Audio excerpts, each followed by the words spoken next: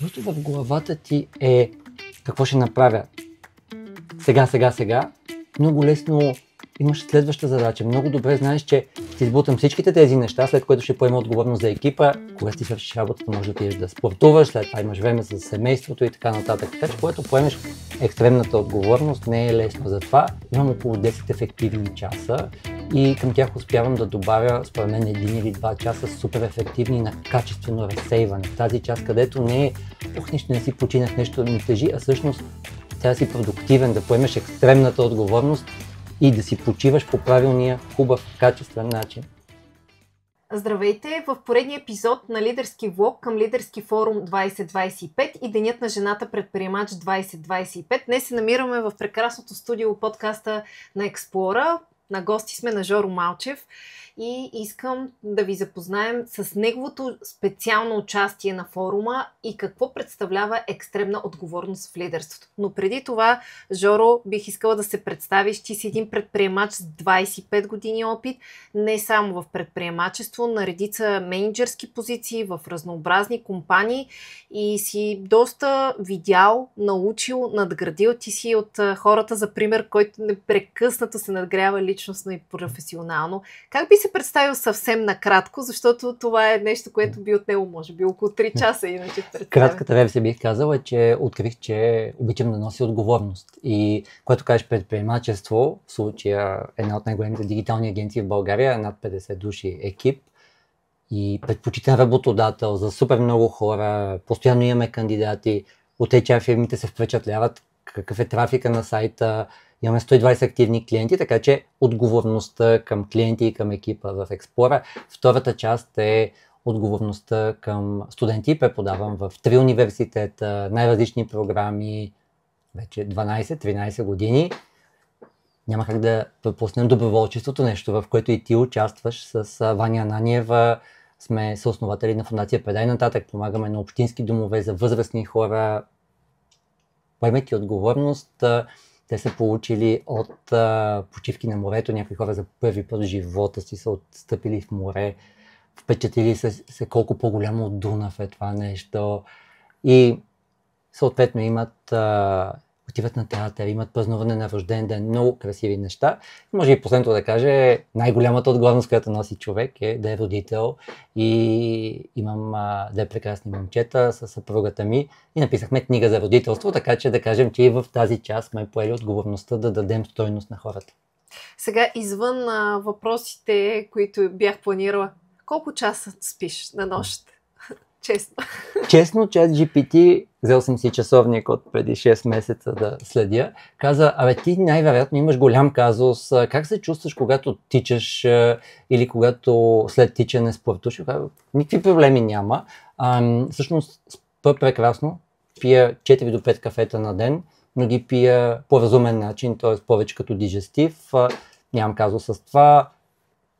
Съня каза, че 7 часа сън са ми горе-долу окей.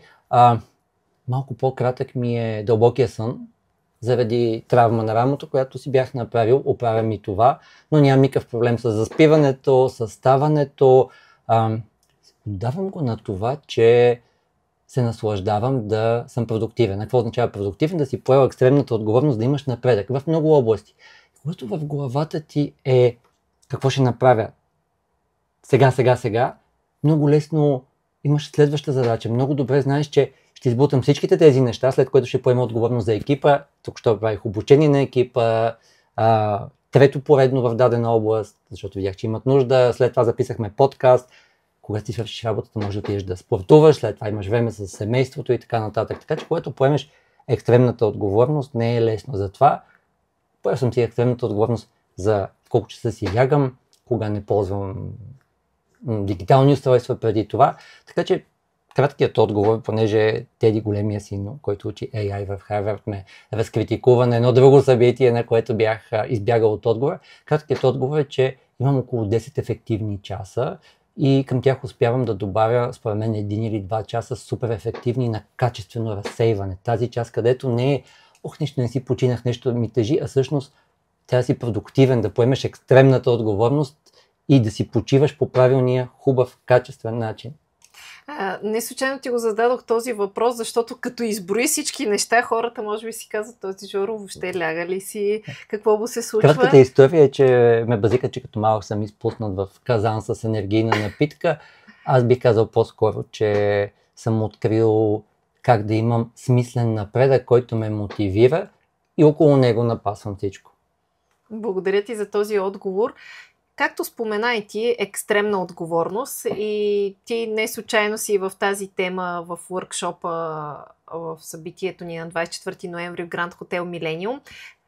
Какво представлява екстремна отговорност в лидерството и какво всъщност ти ще пресъздадеш на сцената? Аз като посетител какво мога да си взема? Ще си вземеш една много хубава рамка, защото отговорност имаме всички идеи. Когато кажеш екстремна отговорност и разбираш, че ти носиш пълната отговорност. Взел съм го от една любима книга на Джоко Уилинг, екстремна отговорност. Той е бил морски тюлен, в момента една от най-успешните практики за лидерство в щатите на някои от най-големите компании. И съм написал послеслова за българското издание на екстремна отговорност и даже го чета в Storytel уникални истории. Когато поемаме екстремната отговорност, тя е свързана с три области. Едното е да спечелим вътрешната битка с тебе. Говорихме егото, с Владо Борачев сме говорили, егото може да ни помага, просто трябва да знаем, че то съществува, трябва да знаем, че ние носим отговорност и трябва да се научим, аз казвам по този начин, да намачкаме егото, когато трябва и да вярваме в мисията. Има много хора, които са в лидерски позиции, или менеджерски, или както искате да ги наречете, които си личи, че не вярват в мисията. Мисията е нещото, което вие като екип трябва заедно да направите успешно. Втората част е законите на боя. Има лидерски подходи, които ще минем с хората стъпка по стъпка. Няма да се бием. Няма да се бием, но ще ползваме много метафори от бойното поле. Една от тях е simple, т.е. ние правим едни сложни, мащабни планове и както казва Джоко Уилинг, всичко се сблъсква с реалността. Дали ще бъде ваш конкурент, дали ще бъде някой в екипа, дали всякакви неща. За ви, това той каза, трябва да е просто.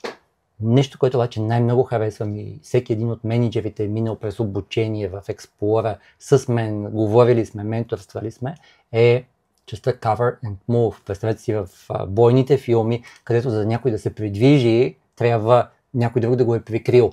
Виждали сте ги как притичват едните, другите или това е единственият начин, по който може екипа да е успешен. И когато ти това го разбираш и оценяваш, действа.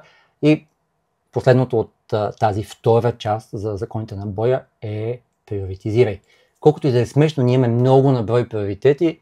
Ти ме попита как мога да съм толкова продуктивен. Просто в даден момент имаш един приоритет. И този приоритет е да ти даде напредък. Последната част е да удържиш победата. Няма смисъл да си Рамбо, няма смисъл да си човек, който няма да може да е ефективен, няма да може да е добър родител, менеджер и така нататък след един месец, защото се е скапал и така нататък. Да удържиш победата означава да планираш дългосрочно, да работиш с всички заинтересовани страни, включително надолу по веригата, нагоре по веригата и нещо, което много ми харесва, да отчиташ двойствеността на екстремната отговорност, което е нещо, което хората ще получат като бонус да надградят. Има втора книга за екстремната отговорност, която е всъщност как не трябва да абсолютизираме всичко. Всъщност понякога трябва да нарушим някои от тези принципи съзнателно, за да сме добри лидери. Много добре подложи за следващия ми въпрос. Всъщност как поддържаш този баланс в приоритетите си между това да си родител, да си съпруг, все пак имаш и един успешен дългогодишен брак, и това да си мениджър на над 50 човека с платен екип.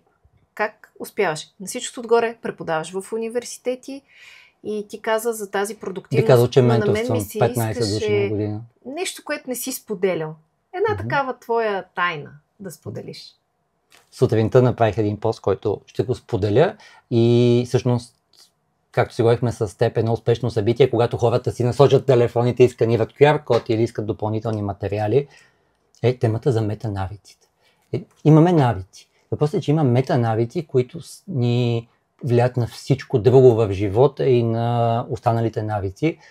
За мен метанавикът е единият е да си управлявам навиците. Тоест аз осъзнавам, че навиците могат да ми помогнат в среда, живот и така нататък. Давам пример, маратонките са тук, парка Заимов е тук, в момента в който дойде време да се наградя, защото аз съм планирал да работя интензивно, знам, че ще отида да спортувам. Така че планирането на навиците, но бих казал един друг прекрасен метанавик, духа на лидерството е да не търпиш примирие. Има една отлична книга "Силата на навиците", която е на Чарлз Дюик. Много организации, много семейства, много екипи страдат от примирие. Тоест, за да не се скараме и ние всички правим нещо, което знаем, че не трябва да се прави, то е вредно и така нататък, но имаме едно неписано примирие. Имам метанавика да ги забелязвам, да осмислям следващите стъпки и да си го избачкам. За да това нещо след 1 месец, след 3 месеца, след 4 месеца да не е така. След това всички са доволни, но ако нямаш метанавика да го забележиш, да го работиш, след това какво? Ти имаш супер много неща, които ти губят времето, защото те са примирие, глупост. Вместо да имаш смислен напредък, това, което ти попита, всъщност правите някакви субоптимални неща. И за финал ми се иска да споделиш лидер какво е за теб на първо място и след това, ако аз, например, съм добър професионалист, който иска да се надгражда и за мен лидерството е просто само за хората по високите етажи, как мога да го постигна? Кратката история и дефиниция е: лидер е човек, който прави екипа си успешен в изпълнението на мисията. И оттам нататък трябва да е ясно каква е мисията. Тя може да бъде в парка, да се почисти, може да бъде доброволчество, много неща. След това трябва да си наясно, че всъщност дали си лидер или не, зависи от как те възприемат хората и от тяхното поведение. Тоест, ако те разбират, че ти работиш за техния успех, ако те виждат в твоите действия, в начина по който си пренареждаш приоритетите, в начина по който ги слушаш, в начина по който действаш, а не просто говориш, тогава нещата стават много лесни. Но лидерството е винаги в много конкретен контекст, с много ясна мисия и хора, които трябва да работиш, да ги направиш успешни. Добре, благодаря ти. Има ли нещо, което би споделила така да се обърнеш към аудиторията и да кажеш по отношение на лидерството и на това въобще да си продуктивен сам за себе си, но това не означава да се оставяш без време за себе си? Абсолютно. Бъдете за пример.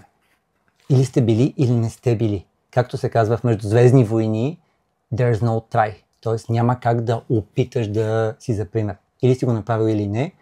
И прякото следствие от това, което ти попита, е да си водил смислени битки, за да разбереш от коя страна си, като лидер, като продуктивност. Ако ти си водил битки, при които просто си избягал от отговорност, ако ти си водил битки, при които чувствам се изморен, няма да спортувам и си гласувал с действията си, че наистина си изморен, тогава ти си решил от коя страна си. Така че лидерството, продуктивността изцяло зависят от това да сме водили достатъчно на брой битки, които са ни показали от коя страна сме. Тук обаче ми се иска и още нещо да допълня. Ние и двамата имаме, дясното ти беше и твоето, нали? Или пред тебе? Лявото, нека не го участваме дясното. Няма да го участваме. При мен беше дясно. И сега това, което се случва е, че ние и двамата с теб сме много активни, но както каза ти, в спорта, в различните неща, просто си пример за това как изчака период, за да можеш да се върнеш по правилния начин и се грижиш за себе си. Не е ли така да имаме някаква вентилация на собственото си тяло и на мислите си, дори за да си постигнем това лидерство сами за себе си? Със сигурност. Имаме две неща, които контролираме и според лидерството стъпва върху това. Да знаеш, че контролираш нагласа и действие. В този случай нагласата е да, аз съм такъв човек, това се е случило, паднал съм на ски, след това съм си дотравмирал рамото, ще действам. Какво ще действам? Ще почна да тичам, ще слушам уникални книги и подкасти, свързани с това хората как се възстановяват, ще намеря подходящия треньор, подходящия ментор за това, ще си правя упражненията. Всъщност, ако се замислиш, такива неща даже могат да ни направят по-добри лидери и по-продуктивни. Моят съвет е, ползвате една прекрасна метафора, ти имаш тук една чаша, която е във всеки едни 10-15 минути ние правим залог какво ще правим в тези минути. Дали ще скролваме някъде, дали просто ще се стресираме и това е нещо, което може да спрем. Така че, пак поемаш екстремна отговорност, но от друг аспект. когато имаш области, в които искаш да поемеш отговорност и да помогнеш или да се развиеш, когато имаш напредък планиран във всяка една от тези области, тогава всеки едни 10-15 минути си заслужават. Благодаря ти много. Очаквайте на 24 ноември специалния workshop, който Жоро Малчев е подготвил. Екстремна отговорност в лидерството. И не закъснявайте, който изпусне началото, няма да може да влезе в битката на лидерство.